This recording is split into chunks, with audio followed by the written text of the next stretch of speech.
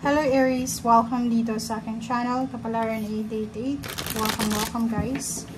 Alamin natin kung anong messages, vibration, gabay energy para sa lahat ng Aries. At ay general reading, so pwede kang makaresonate, gamitin mo ang iyong intuition sa panonood. Kumuha tayo dito ng 4 cards. Okay, Aries. Ooh.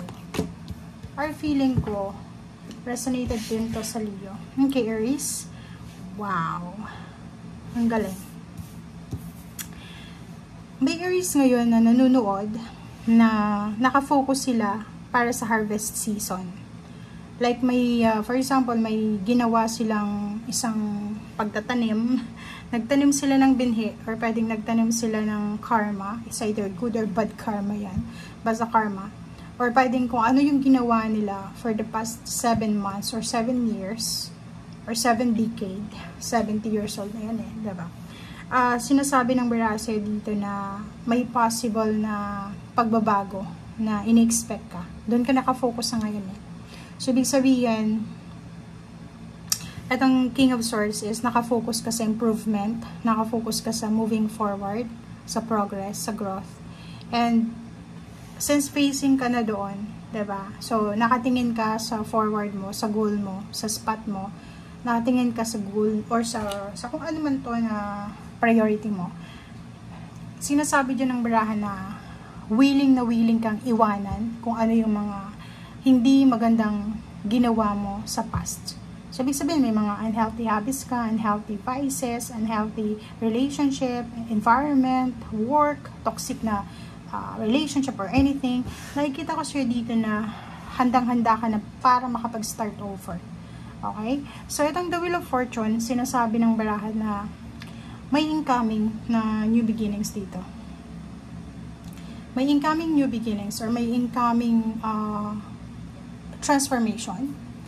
Yun yung pinakamalapit dito, transformation. Magta-transform yung buhay mo into new you, new Aries.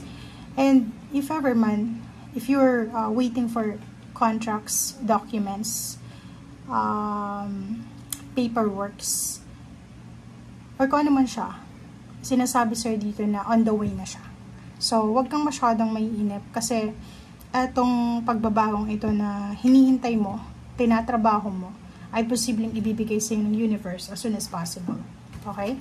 Kasi, di ba, 10, 11, di ba? So, magkakasunod siya eh. So, sinasabi ng barale, for example, ang focus mo, after mo makaalis sa lugar na hindi mo na gusto, mag-harvest ka ng kung ano yung tinanim mo.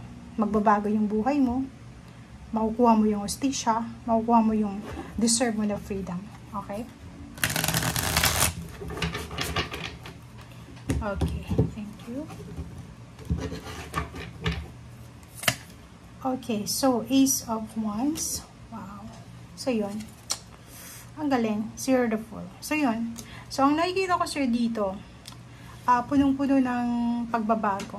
Wheel of Fortune eh. So, ibig sabihin, punong-puno ng pagbabago, punong-puno ng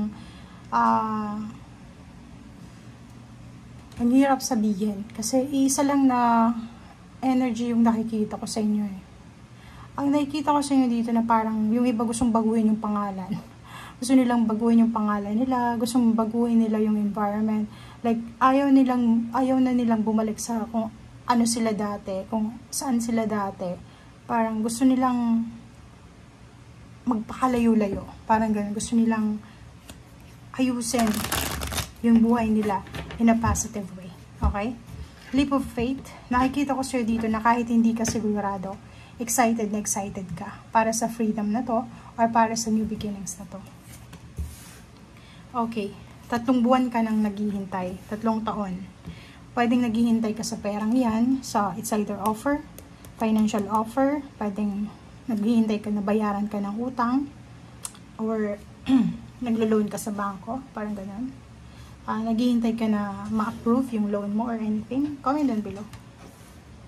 So yun, pwedeng naghihintay yung iba sa good news tungkol sa pera, tungkol sa answers, sa solusyon sa kanilang pinagdadaanan, and then, yun, luckily, nandito yung 9 of Pentacles.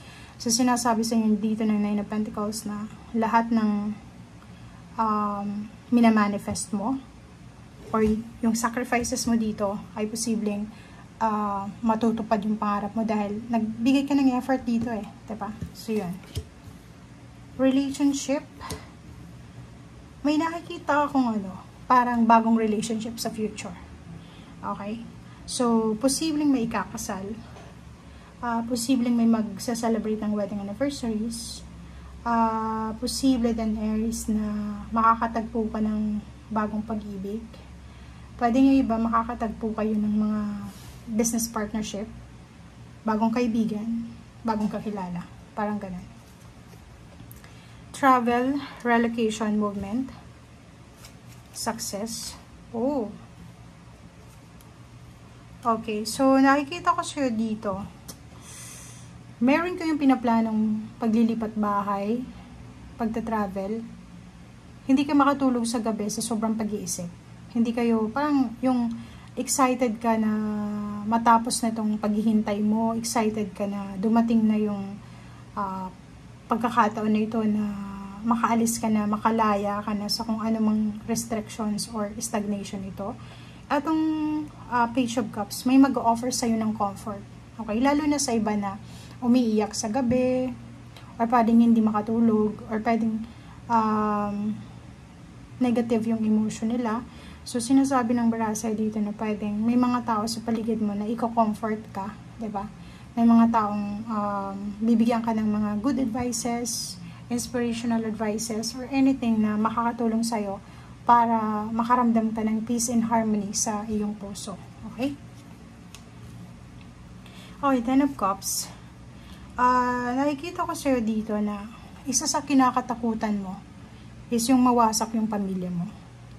If may anak ka, may asawa, may parents pa, nakikita ko sa'yo dito na sila yung kayamanan mo eh. Diba? Yung parang lumalaban ka sa hamon ng buhay dahil gusto mong ibigay sa kanila yung gusto nila or ibigay yung lahat ng para sa kanila.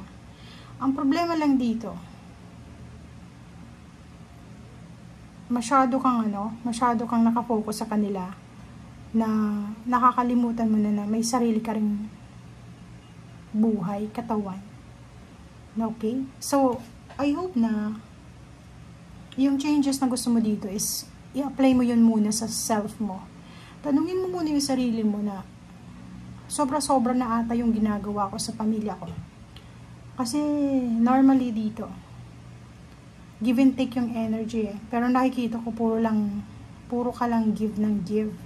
Wala kang natitake eh. So, kailangan mo maging matalino sa ngayon. Mahalin mo muna yung sarili mo bago ka magmahal ng ibang tao. Lalo na yung, hay nako, ikaw yung makakasagot na to. Okay? So, thank you guys for watching and see you again.